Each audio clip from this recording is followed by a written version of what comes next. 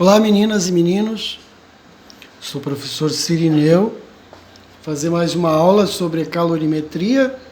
Hoje vamos falar um pouquinho mais sobre calor e os processos que envolvem calor, a transferência de calor, a variação de temperatura na matéria, o que isso representa, né? Então, eu sou o professor Cirineu, né? Esse é o meu e-mail, né? Meu e-mail institucional, e-mail da Secretaria de Educação, matriz curricular é Física, sou professor de Física do grupo das Ciências da Natureza. Bom, então o tema de calorimetria, né? O nome já refere-se aqui, ó, metria, calorimetria. Então nós vamos analisar hoje as características, o conceito de calor sensível, calor específico, entre outros assuntos que nós vamos relacionar sobre a calorimetria, né? Então, essa é uma pergunta que eu faço geralmente para todos no início do estudo do calor sensível, né? Porque no deserto, durante o dia é tão quente, né? Mas à noite é tão frio. É uma explicação física, né? Nós sabemos que o corpo humano, ele tem ali a estrutura, né, toda do corpo humano, a temperatura normal gira em torno de 36,6 graus, 36,5, flutua dependendo das características da pessoa, mas a média é 36. Abaixo disso você entra na hipotermia e acima disso é hipertermia. Hiper é maior que 36. Hiper, maior, hipotermia, menor. Então aí você tem uma temperatura menor que 36 graus e maior é hipertermia. E o corpo sente isso, né, no deserto, então fica muito frio. Uma razão física para isso, né? Nós vamos analisar isso no calor sensível e o calor específico. Mas, adiantando um pouco, né, eu lanço aqui outra pergunta, porque durante o dia, né, quando estamos na praia, percebemos que o vento sopra. Na praia também nós podemos perceber esse calor, né, tão quente durante o dia, areia muito quente, escaldante, né? Então, por que durante o dia, quando estamos na praia, percebemos que o vento sopra da água para a areia, mas à noite o sentido é invertido, há uma inversão térmica, né? Vamos ver aí que a areia aquece durante o dia e durante a noite ela resfria muito rápido. Já a água não, demora para aquecer durante o dia, mas à noite ela mantém aquela média, como demora para aquecer, demora para resfriar, né? Muito bem, então, seguindo os conceitos, o calor eu já mostrei o conceito, né? Energia térmica que transita a diferentes temperaturas, né? Uma forma de energia que está sempre no movimento, e essa forma de energia vem de uma onda chamada radiação infravermelha. Lembrando que eu já mostrei para vocês os processos de transferência de calor, né? Convecção térmica, correntes de convecção, condução térmica e irradiação térmica. E lá na irradiação eu mostrei o conceito de energia térmica infravermelha, né? É uma onda, né? Uma forma de energia na forma de onda, que vem do Sol principalmente, mas qualquer corpo acima de 0 Kelvin, ele também tem uma certa irradiação de temperatura, uma certa irradiação de calor, né? Desculpe, né? Não vamos confundir os conceitos, né? Então, calor sensível caracteriza a variação de temperatura. Então, quando a matéria está variando a temperatura, ou ela está ganhando ou ela está perdendo calor. O conceito de calor sensível é o calor responsável para que a matéria varie a sua temperatura. Calor sensível ele só faz variar a temperatura na matéria. Então, a substância ou objeto que estiver variando a temperatura ou está recebendo ou está perdendo calor sensível. Então, calor sensível, guardem que vai ter outras formas de calor, tá? Calor sensível é o calor que varia única e exclusivamente a temperatura do corpo. Não muda o estado físico, não muda. O estado físico varia só a temperatura, muda somente a temperatura, né? Então aqui, por exemplo, a água aquecendo, né? Nós temos ali uma variação de temperatura, né? Essa água toda aquecendo, há um processo de variação de temperatura, que não é, neste caso, o processo de evaporação. É só o aquecimento da água até ela evaporar. Nós vimos que a água ela congela a 0 grau e ela ferve a 100 grau no nível do mar. Então, no 0 grau e no 100 grau, ela não varia a temperatura, ela está mudando o estado físico. Não é isso que nós estamos em questão. Mudança de estado físico eu vou mostrar mais à frente. Agora é calor sensível, variação de temperatura. O calor, eu já mostrei para vocês que ele é medido em joule no sistema internacional, mas a caloria é a unidade mais usada, né? Se usa muito a medida de caloria térmica, uma caloria é 4,18 joule, né? Certo? Então, outro conceito importante, além de calor sensível, que varia a temperatura, é a capacidade térmica. Então, eu analiso aí a quantidade da matéria, por exemplo, a quantidade. Eu tenho, por exemplo, um bloco de gelo, eu tenho um bloco de gelo de 20 quilos, eu tenho um bloco de gelo de 1 quilo. Esses dois objetos, mesmo sendo a mesma matéria, né, eu vou ter quantidades diferentes. Então, essas quantidades diferentes da mesma matéria, ela vai apresentar uma capacidade térmica diferente. É como você pegar uma barra de ferro, né, e essa barra de ferro você dividir ela na metade. A barra de ferro inteira, ela tem uma capacidade térmica. A metade dela é outra capacidade térmica, mesmo sendo do mesmo material. Então, capacidade térmica é a quantidade de calor necessária para variar 1 grau de temperatura o corpo. Quando eu estou analisando a quantidade desse corpo, dessa dada substância, né, pode ser uma quantidade, aí eu analiso a capacidade térmica. Estabeleço ali uma divisão da quantidade de calor pela variação de temperatura e estabeleço qual é a capacidade térmica dessa quantidade de matéria. Tá? Então, quando eu estou analisando uma quantidade de massa do mesmo objeto ou de objetos diferentes, eu analiso a capacidade térmica. Tá? Nesse exemplo aqui, eu coloquei que essa substância que está aqui no frasco, né, simulando que seja, nesse caso, você está medindo uma dada substância, né, e essa substância ou esse objeto, ele estava inicialmente a 26 graus e foi elevado a 46 graus. Notem que variou 20 graus, o ΔT representa a variação de temperatura. Então variou 20 graus. 46 menos 26 graus dá 20 graus de variação. Se essa substância, esse corpo, recebeu 40 calorias, a quantidade de calor que ele recebeu foi 40 calorias, quando eu dividir 40 calorias por 20 graus Celsius, eu vou ter a capacidade térmica, que deu 2 calorias por graus. Então, para cada unidade de temperatura, esse corpo precisa 2 calorias. Caso contrário, ele não vai variar a temperatura. Se ele não receber 2 calorias, ele não vai variar 1 grau inteiro. Vai variar a temperatura, mas não uma unidade de temperatura. Né? Então, quando eu analiso a quantidade de matéria, eu avalio a capacidade térmica. E nesse caso aqui, então, nós fizemos o cálculo e deu que é necessário 2 calorias para variar uma unidade de temperatura. Beleza, então vamos para o calor específico, gente. Calor específico, conceitualmente, é diferente de calor sensível e capacidade térmica. O calor específico, ele caracteriza, ele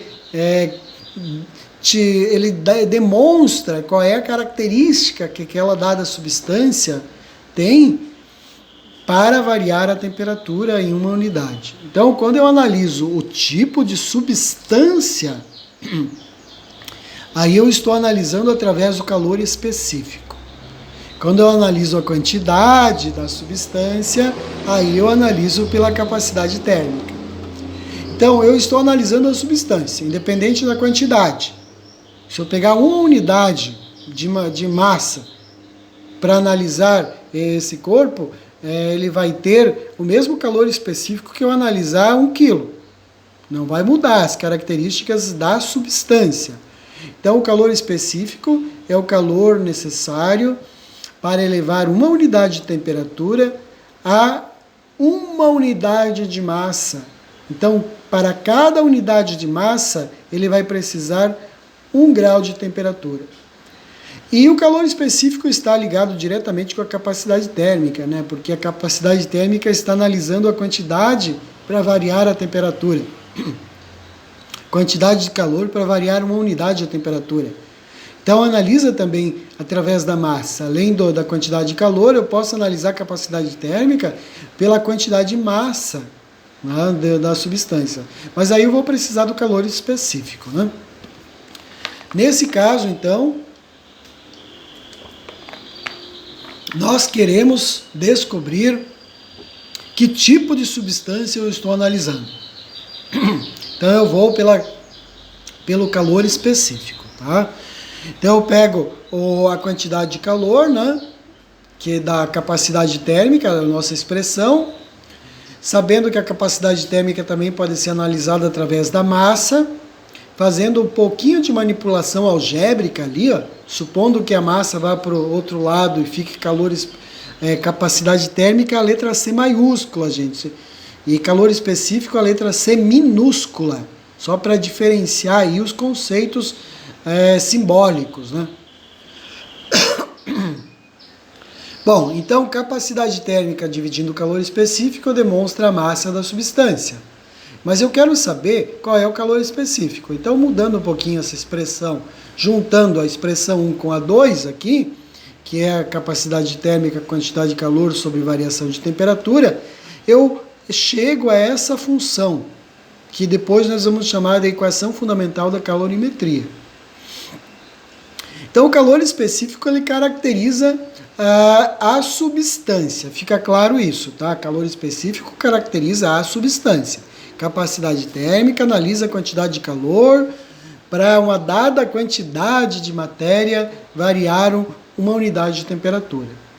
Certo? Então, o calor específico, ele analisa o tipo de substância. E essa expressão é a expressão que nós vamos chegar no calor sensível, que é chamado a equação fundamental da calorimetria. Então, a capacidade térmica pode ser analisada através da massa e do calor específico, ou a capacidade térmica pode ser analisada com a quantidade de calor e a variação de temperatura. Mas se eu juntar a equação, essas duas equações, eu vou ter aqui, em função do calor específico, essa expressão geral, que é conhecida como a equação fundamental da calorimetria. Então, veja só, a equação fundamental da calorimetria é chamada de Q-macete. É uma forma de dar um nome para memorizar, né, como é que eu vou calcular o calor sensível. O calor sensível é a equação fundamental da calorimetria chamada Q-macete. Q-macete. Lembrem que essa equação ela é usada quando há variação de temperatura. Essa expressão, então, é chamada equação fundamental da calorimetria e é analisando aqui a quantidade de calor sensível, né? Por isso esse S aqui, o calor sensível. Diretamente proporcional, né? Então, se nós pegarmos aqui como exemplo a massa, o calor específico e a variação de temperatura, que são as grandezas que representam a quantidade de calor sensível, eu vou ter uma relação diretamente proporcional, né? Aumenta a massa, aumenta a quantidade de calor que você vai ter que representar para variar a temperatura da substância. Calor específico também, né? Maior quantidade de calor, maior calor específico. Variação de temperatura também, né? É diretamente proporcional à quantidade de calor sensível temperatura, variação de temperatura e massa. Mas o importante é vocês lembrar que essa equação é a equação do calor sensível. E aqui eu coloco essa tabela para representar algumas substâncias. Notem que quanto maior o calor específico aqui, ó, maior o calor específico, menor será a variação de temperatura. Certo? Então, olha só. A água aqui, substância água. Calor específico medido a 25 graus, tá? E pressão normal. Alterar a pressão vai alterar a temperatura.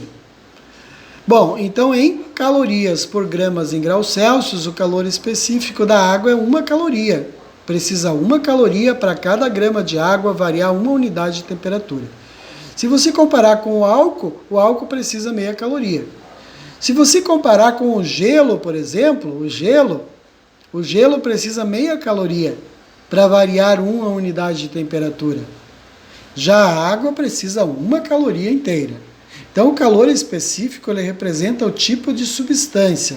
Quantas calorias são necessárias para 1 unidade de temperatura, 1 unidade de massa variar 1 unidade de temperatura. Bom, o calor específico, então, ele representa o tipo de substância. Coloquei aqui nesse exemplo, né, que essa é uma questão que caiu no Enem há pouco tempo, me parece que é do Enem de 2014, não me recordo ao certo. Eu tenho a substância água, o petróleo, a glicerina, o leite e o mercúrio. Lembrando que quanto menor o calor específico, maior a variação de temperatura. Reduz o calor específico da substância, aumenta a variação de temperatura. Então aquece rápido e resfria rápido. Se você voltar aqui, eu vou voltar na tabela e vou mostrar o metal, por exemplo, o ferro. O ferro é um ótimo condutor de calor. Olha a quantidade de calorias aqui por graus Celsius. O calor específico do ferro é 0,11 calorias para cada grama de ferro mudar 1 grau de temperatura. Então é baixíssimo o calor específico, né? O gelo tem um calor específico maior que o ferro. Então o gelo comparado com o ferro seria isolante. Seria um isolante térmico. Bom, continuando então, lembrando então, se o calor específico é menor, a variação de temperatura é maior. Então vamos ver a questão, uma questão no Enem, muito bem feita. Então eu tenho o calor específico de várias substâncias, só que aqui está medido em joule, que é em gramas, esse 9 tá aqui, vou ter que corrigir, tá? Gramas em graus Celsius, tá? Então, mas notem que o calor específico aqui, do mercúrio, por exemplo, é o menor, então ele vai aquecer rápido. Já a água tem um calor específico alto, né? Em calorias é 1 caloria, em joule é 4,18, né? 4,18 joule. Então é uma diferença grande da água para o mercúrio. Aqui pede o seguinte, massas iguais de 5 líquidos distintos cujos calores específicos estão dados na tabela adiante. Encontra-se armazenadas separadamente à mesma temperatura dentro de 5 recipientes com boa isolação térmica. Aí eu vou falar mais tarde sobre o calorímetro. De capacidade térmica desprezível. Se cada líquido receber a mesma quantidade de calor, isolados, mesma quantidade de calor, suficiente apenas para aquecê-los, mas sem alcançar seu ponto de ebulição. Aquele que apresentará a temperatura mais alta após o aquecimento será. Como é que eu analiso a substância? Através do calor específico. Então, qual das 5 substâncias vai ter maior aquecimento? Temperatura mais alta com a mesma quantidade de calor. Quem tiver o calor específico menor, que é o caso do mercúrio. Então, o mercúrio tem um calor específico menor, se ele receber a mesma quantidade de calor que as outras substâncias, ele vai sofrer uma variação de temperatura proporcional ao seu calor específico. Então, o mercúrio seria o que teria a temperatura mais elevada. Então aqui só para mostrar a resposta, né? O mercúrio, então a resposta sofreria uma variação de temperatura maior. Você pode testar isso pela equação da calorimetria, atribuindo qualquer massa, qualquer variação de temperatura para todas as substâncias, tá? Recebendo a mesma quantidade de calor, pode fazer as contas, vai observar que o mercúrio sofre uma variação de temperatura ΔT maior porque tem um calor específico menor. A ideia que eu queria passar para vocês inicialmente é isso. Então, o que é calor sensível? É a quantidade de calor que faz a temperatura variar. O que é capacidade térmica? É o que caracteriza a quantidade da matéria para variar a temperatura. Quantidade de calor para uma dada quantidade de matéria variar em uma unidade a temperatura. Então, quando eu analiso capacidade térmica, eu levo em conta a quantidade. Quando eu analiso calor específico, eu não preciso analisar a quantidade, e sim a substância. Então, o calor específico ele analisa a substância e o calor sensível analisa a quantidade de calor para essa substância variar a temperatura. Muito bem, gente. Então, a resposta é essa, a resposta E. Tem outros exemplos que eu não vou falar porque vai ficar mais longo, não é? Que seriam as trocas de calor, que eu vou atribuir mais tarde este conceito, né? As trocas de calor eu vou fazer mais um exemplo prático com vocês mais tarde. Mas aí só para responder a pergunta e finalizar, lembra lá do início a pergunta, por que no deserto o dia a temperatura fica alta e durante a noite inverte e fica muito baixa? Porque a areia tem um calor específico baixíssimo, comparado, por exemplo, com a água ou com o ar. O ar até seria bem próximo da areia, perto de 0,5, né? Mas a água tem um calor específico, que a água salgada, né, ela tem um calor específico um pouquinho maior que da água doce, mas ainda assim a água tem um calor específico maior que o calor específico da areia. Então notem o termômetro aqui, 42,4 graus durante o dia aqui, nesse local. Veja, se for à noite, vai chegar perto de 0 grau, porque há uma inversão térmica. Durante o dia, a areia está quente. Então, a tendência é elevar o calor, faz com que o ar que está posicionado próximo à areia, ele suba. Então, ele vai subir, havendo uma corrente de convecção. Mas durante a noite, né, como a areia resfria muito rápido, há uma inversão. A água vai estar mais quente na praia, né, a água vai estar, mas no deserto o ar vai estar mais frio e pesado. Então ele desce. Então durante o dia a areia é quente, o ar fica aquecido e sobe. Durante a noite a areia resfria, o ar frio cai ou desce, formando o que nós chamamos de corrente de convecção. É uma inversão térmica, né? Na praia é a mesma coisa. Durante o dia você observa a corrente marítima vir da areia para o mar, que a areia está quente, né? Durante o dia a areia está quente, então sobe a maresia do mar, a brisa do mar vem para o continente. E durante a noite inverte, né? Durante a noite a maresia, o ar ou a água evapora, forma um vapor mais aquecido, tornando o ar mais quente, né? Fazendo o ar subir. Aí da areia para o ar, para a água, da areia para a água, e dá o ar, né? O movimento das massas de ar. E durante o dia, do mar para a areia.